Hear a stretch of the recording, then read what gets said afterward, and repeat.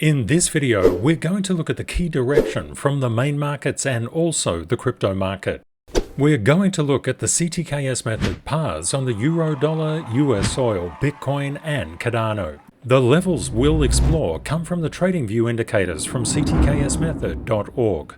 Let's run the numbers. Let's look at the key direction from the main markets. In the main markets, in the past trading session, we saw the VIX continuing its descent. This put positive price momentum inside the major indices. We also saw the yields coming down, the DXY coming down. That was very favorable for commodities such as gold and silver. Also, bond prices retraced. We're going to look into oil today, a little bit later on. And we're seeing a little bit more risk-on sentiment entering the market. That's really obvious though. When you see the VIX pumping down like this, you would expect risk-on to be back on. But can it continue? Let's determine the key direction from the crypto market. The crypto market is really good at throwing risk-on or risk-off signals. What have we seen recently? Bitcoin has staged quite a rally. And what have we seen also in the past trading session? Bitcoin is currently 51,679, but it has been retracing just slightly. One thing to keep an eye on, this blue line is Bitcoin's gravitational pull, which is basically the price of Bitcoin overlaid on the specific alt. We can see as Bitcoin goes up, what happened to Ethereum? It went up. As Bitcoin is coming down right now, what is happening to Ethereum? It's following that gravitational pull. What about Binance Coin? Yes, it's coming down as well. We can see Solana started its descent just a little bit before Bitcoin started its one. That's because Solana is incredibly risk sensitive. Risk sensitivity is something you want to watch out for. We can see that XRP is doing something really interesting. As Bitcoin is coming down, what is XRP doing? It's still going up. It's inverting. Why is this the case? Because XRP has been hit so badly recently.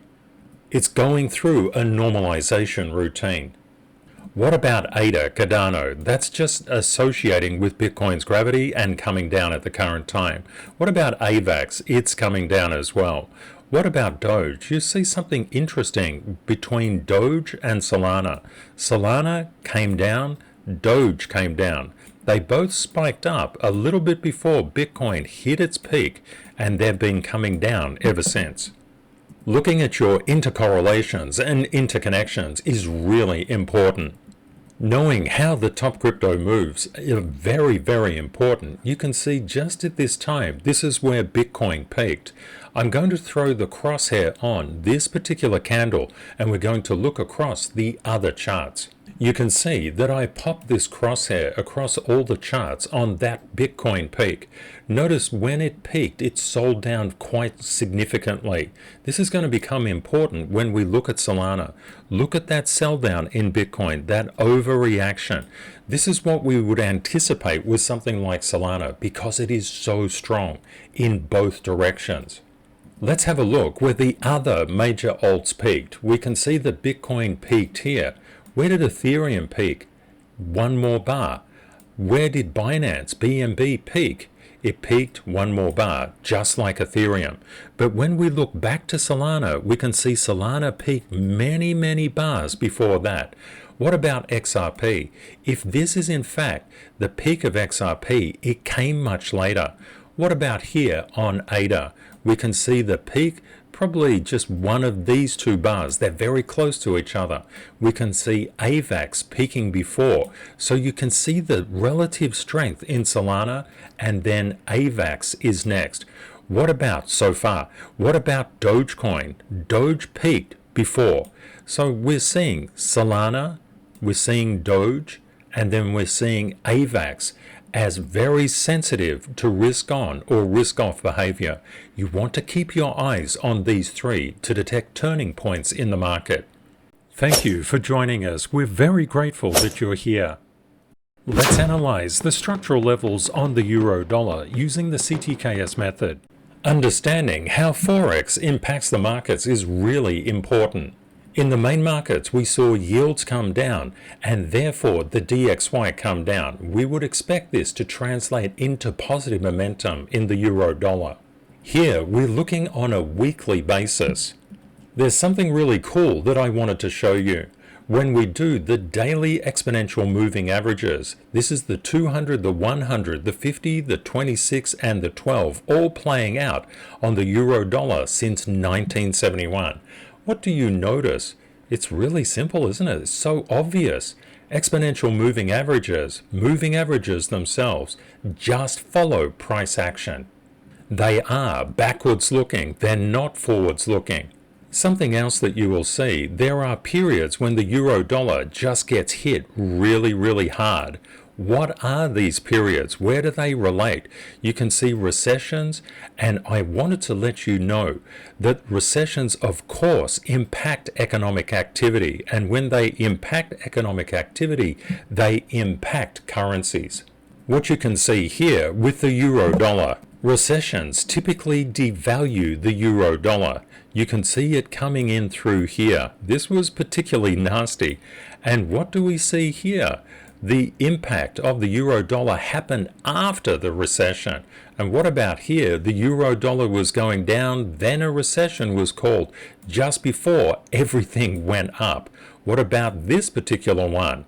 Okay, it went down, and we can see that the euro dollar has been under some really severe negative price momentum for some time. So let's zoom in and look at the most statistically significant support and resistance lines. Before we put the Stanfield levels on, I just want to show you a couple of things. We can see that the euro dollar has been under some severe negative stress, but it's starting to come out of that. What do we notice here? What is this red line? That red line is the 200-day exponential moving average. We've seen that the euro dollar was supported by this moving average, which does nothing more than tell us what happened on average in the last 200 days, but more weighted towards recent price action. Where are we right now? We're under the exponential 200-day moving average. Masterclass students will know, as well as those who've done level 1 and level 2 standard certification, when we look at this particular process of price coming through here, we're not too concerned about moving averages because we know that's only really a backwards looking picture on price. But we can see something fairly significant. We can see that we had bottoms and they were taken out. And now what is occurring with the euro dollar? It's under resistance, and under quite a lot of it. We can see that that negative momentum is creeping back into the euro dollar. What does this mean for markets? And what does this mean for Bitcoin, gold, commodities in general, and the stock market? It means the DXY is likely to rally. That doesn't mean tomorrow. That means over time. Zooming in on the euro dollar, we can see this 200-day exponential moving average. What is price doing with it? It's currently below it. Why am I showing the moving averages? I typically shy away from these, but I think it's important to understand how the retail mob is going to look at things because they're taught these EMAs and just traditional moving averages that they mean something. It may sound funny for me to say that, but as a finance graduate and a former lecturer in first and second year economics, what these averages do is they look backwards. They do not look forwards. We can see that we're under a lot of negative price momentum, but we know the price is a little bit different to that. It doesn't rely on backwards looking data, not like moving averages would explain to us. It relies on structural levels. So let's pop off these MAs and put on structure. Just zooming in a little bit more, we can see that the euro has suffered quite substantially. When the inflation data came out, it wasn't good for the markets and everything. The yields absolutely spiked as the DXY did as well. That pushed the euro dollar down, and we've seen a degree of recovery that's led to a broad-based rally across stocks, crypto, and commodities. But the question is, where is the support? To understand this, we need to put on the most statistically significant support and resistance lines that are in existence. That's through the CTKS method. Instead of looking at 200 days or 100 days or 50 days, we look at all of price history. For the euro, that's in excess of 19,000 days. We can see that we had a lot of structural support down here that effectively bounced the euro up back to its structural resistance level. You're going to see this time and time again. This is a very important reason why you need to know where the safety nets and the ceilings are inside price action, or you'll be guessing. We have two potential ways that the euro dollar can go. It can go up to this 1.0840 level, and it has to contend with this minor structural resistance first, but that is on the cards if it can convert this structure into support and make its way up. If it can't do this, if it goes the other way, we would expect this 1.0702 to open itself up again. Another problem with moving averages indicators, and I'm just putting on that particular indicator, what we can see is that we're under, but we don't know where the safety nets are. We don't know where the ceilings are, and we don't know how strong they are. This is why we use the indicator for the CTKS method markup. The indicator literally gives us the X-ray vision into the market. We know that when we broke below this incredibly important structural resistance and we were trying to get above it, trying to turn it to support and failed. This is a particularly important level because we know that this level has been important in the past. That structural level, just a little bit above 107.90, is very important. And you might say, Ken, but I don't trade the euro dollar and I don't trade Forex or anything like that. How you interpret these lines is exactly the same from chart to chart. That's one of the powers of the CTKS method. We know that we got caught by a lot of structural safety nets and we've made our way back up to one structural resistance and we're trying to convert it into structural support, but we are not there yet. When people initially start in financial markets, they don't look broadly. They don't look at the charts that they're not putting money into. They don't know where the structure is, structural support and structural resistance levels are. They just look at a specific chart and say, this is my whole world. When you look at the euro dollar, you should be thinking about what's happening with yields, the US 2-year, the US 10-year, the DXY, and how that could impact other things such as Bitcoin, such as gold, such as junk bonds, such as the S&P 500 and its components, such as the NASDAQ.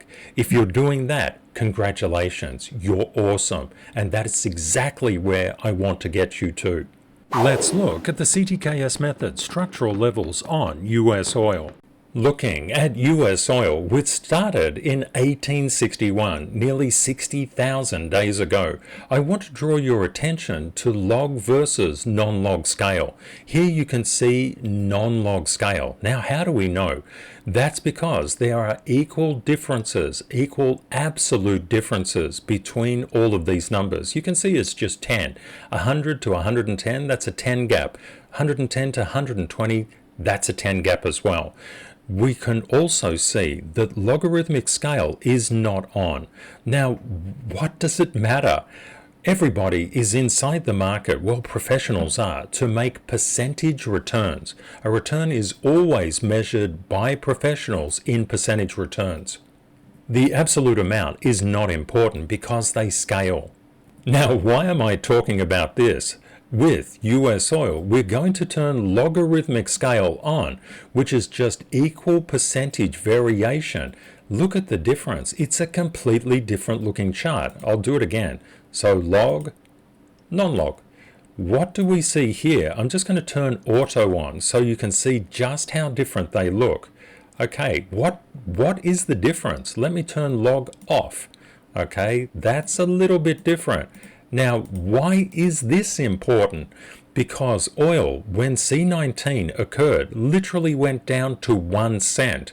Can you imagine if you had bought at that 1 cent and just ridden it up to price? For example, just around here, that is a very substantial percentage return. It's over 1,000,000%. Now, what happens if I turn log scale off? It doesn't look like too much, does it?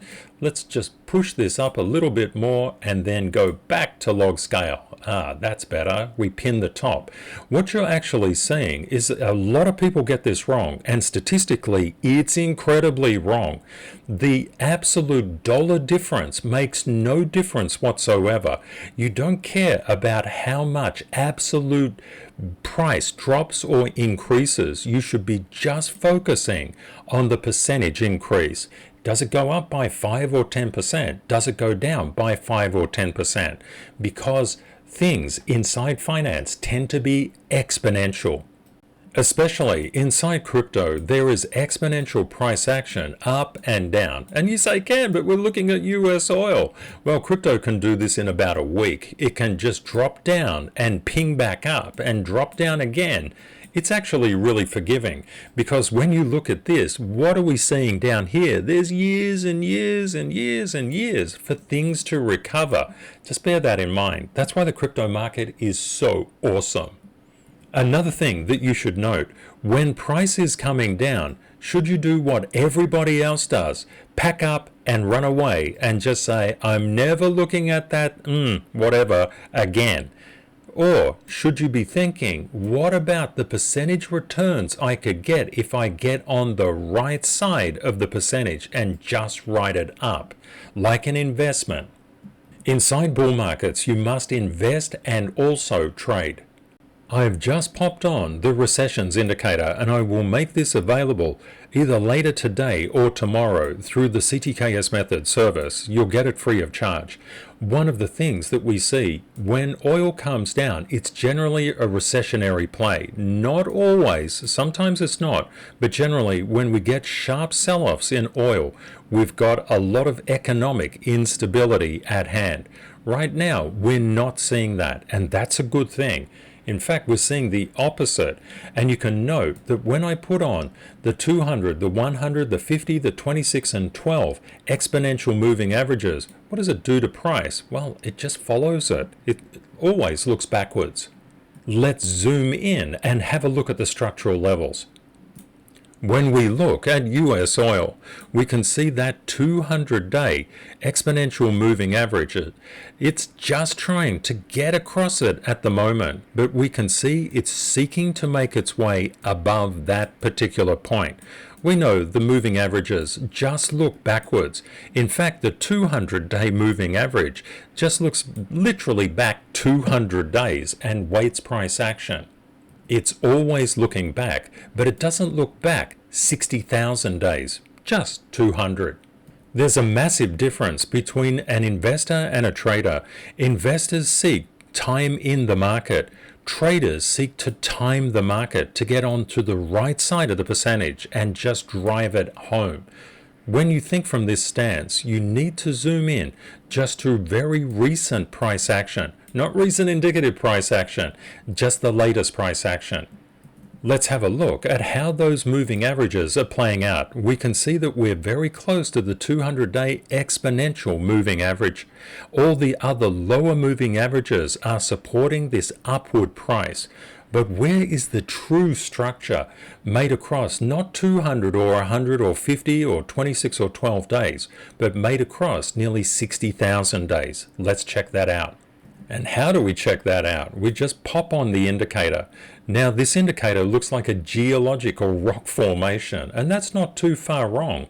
What we can see is when the inflation data came out, very much like the euro, the USOIL price was trying to get through all of this structural resistance, and it was doing fairly well, and it was getting up to this near 79 mark. When the inflation data came out, that just crushed things. because as the yields come up, the dollar comes up. That puts negative price momentum on everything, including the GDP and economic activity. But, however, we found support around this structural level just above 75.90, and we're coming into structural resistance levels, and oil is trying to get above that and convert it into structural support. If it does so, around the 79 and 79.50 will be very important areas for you to keep your eye on. If it fails here, we get a retest and a resumption down. Expect this 75.90 to be taken out. Let's check out the smart money buy and sell levels on ADA, Cardano. Looking at ADA and turning on the exponential series, we can see that these series have a bit of an issue. The 200-day exponential moving average requires 200 days worth of data to plot its first value. So please keep these things in mind. Sometimes you will not have MAs or EMAs. SMAs, simple moving averages, or exponential moving averages. EMAs are typically much better, especially because these particular cryptos are exponential by nature. One of the things that we see right at the current time is that we're starting to get, from a trend-based perspective, over all of this resistance. And it's been a pretty brutal journey, down from nearly 280 down all the way to like 20 cents. It's been really rough for ADA. But this is the nature of the crypto market. Crypto does this, so we must be aware. But being aware of this also gives us the opportunity to get in at really good prices. And when we look back on ADA to the past bull market, we can see when things get going, they can really get going, but there are always pullbacks. So it's something to just bear in mind. And when they do get going, there's a lot of pullbacks in here that are quite severe. So something to also bear in mind. You never miss out, and it's never a question that you've missed the bottom. Don't worry about bottoms. There was a great quote in yesterday's video. I'll let you look that one up. It's a bit naughty as well. Let's zoom in on this price action and see what's cooking. As a statistician, one of the things that I've found most disturbing about moving averages is they cannot help us with ceilings, and they cannot help us with the degree of strength inside a market. That may sound unusual because most people are just brought up on a diet of understanding candlestick patterns and also understanding moving averages, which are statistical measures of central tendency. I'll show you exactly what I mean. We know that moving averages just look backwards. That's how they're created. They're an average of price. And when we look in here to understand, yes, we can see that these moving averages are occurring. But what we really need to understand, where is the structure inside the market? Recently, Bitcoin came into a positive fresh air gap and it rallied. And what is ADA doing right now? This is where the action needs to be. Let's go down to a 15-minute chart so we can see a little bit better on what could transpire over the next 24 hours or the next week. What we can see in here, this looks quite good for ADA. We can see that ADA was getting through this structural area and has converted that to support. It's coming back and retesting. Don't forget, inside the market, there's so many cross dependencies. There are all the Forex pairs, and they just belong in their own little group. The Forex pairs can predict and connect to the yields, so they're important as well. And when we look at commodities, we can see that everything tends to overlap. This is the nature. And when we look at bond prices, especially junk, which is the ticker JNK, that's a good one to look at. When you have an understanding of all of that, you can look into the crypto market and see how the markets are being interacted with. This is really important because if you just looked at ADA, you would miss all of that and you could get caught really off guard.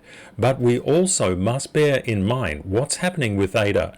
It's seeking to get above this structural support, and if it manages to do the bullish case and come up, it's a very nice positive fresh air gap right there up to around that 64.50 mark. It doesn't necessarily come straight up, but If it does, and it confirms that, it's going to 66.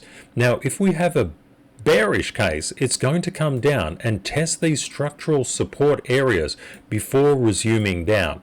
Now, that will be consolidated by the fact that the US 2-year, the US 10-year should be coming up, and the DXY should be coming up as well. That consolidates a bearish case. A bullish case, the yields are coming down, and also the DXY is coming down. Please keep your eyes on those structural levels. It's vitally important. Let's check the world's most powerful support and resistance levels on Bitcoin. By the way, if you caught that little that's Sylvester Stallone in the background doing his Rocky maneuvers.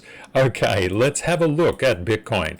Bitcoin on an exponential chart, we can see it's been doing rather well, and Michael Saylor is very happy with his investments. Some people have said that we've never seen a recession inside Bitcoin's history. That's not exactly correct. You can see we've seen one. Zooming out, with Bitcoin's price, what do we notice? We notice that the bear market has finished. What about the current price? Well, it's on the way up. If we look back to past cycles, back to this bear market here, what happened there after capitulation? We must always bear in mind why capitulation occurs in the first place. It may not seem really relevant at the moment, but trust me, it's really relevant. The reason the capitulation occurs is so many bad actors doing so many bad things get caught out in a cascading impact. That's what caused all of these problems in crypto. Bad actors. I've done something really specific here. I've put the volume on. You can see these green bars. This is on the weekly basis. You can see they're really quite low. This is a low level of buying. What does this mean? It means the bull market hasn't even started yet. Not technically. When you get a bull market, you get behavior like this. You get enormous amounts of buying. That isn't even occurring as of this time. It's important to see what happens after capitulation, because this hammers in the end of the bull market. That happened down here in the just recent past. When we look at the previous halving cycle, it was nailed in back there. Where did price get up to? It got up to nearly the all-time previous high. What have we seen so far? Price is really going for it. It's almost at the near previous high. But what happened after that in the past bull market? We can see coming out of capitulation into consolidation, and then into the halving, and then the blow off top. This, of course, was unfortunately C19, which caused a global recession. But we can see that the price came up and then melted down, had a bit of a kickback, came back almost to the near previous high, and then melted down. Of course, this was the ultimate time to be buying anything inside crypto and anything inside the stock market and anything just around the world. It was such a good time to get in. Unfortunately, people are taught when the price goes up, you must be in. You must be in. Like here, you must be in. You must be in. And when the price goes down, sell, sell, sell. You almost have to invert your thinking. That's why I suggest that when you're going through any bull market, as we're seeing in crypto at the current time, please put something into your investing account to buy those pullbacks, because you dollar cost average in very effectively, and it's always moving up and down. We've literally had this period of moving up. Zooming in, we can see that Bitcoin has actually been in a rally for 154 days. Wow, good on you, Bitcoin. Of course, Bitcoin cannot come down. It must just go up. Or is that the case? We must always be prepared for a negative price momentum, and we must always be prepared for positive price momentum. This is the tricky thing, because people are told that anytime price goes up, you should buy, and anytime price goes down, you should sell. In a bull market, things get really chaotic. You want to dollar cost average in as price is coming down. Every time price comes down by a substantial amount, especially like candles like this, look at that as an entry possibility. But you always need to know where the structure is. And we've got in excess of 5,200 days worth of structure. Let's pop on the indicator and see where the structural levels are, where smart money is buying and selling.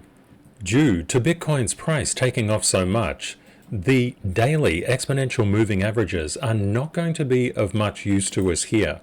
And this is the problem with the MAs, just as a general rule. Therefore, we need to look at the structural support and resistance levels inside the market. We can see that Bitcoin has left this particular area of very strong structural support around that 46,700 mark. It made its way up to structural resistance. When the inflation data came out, it got hit and then came back up to re-challenge it. These long candles are short liquidations, which pushed it over this very important 50,800 level.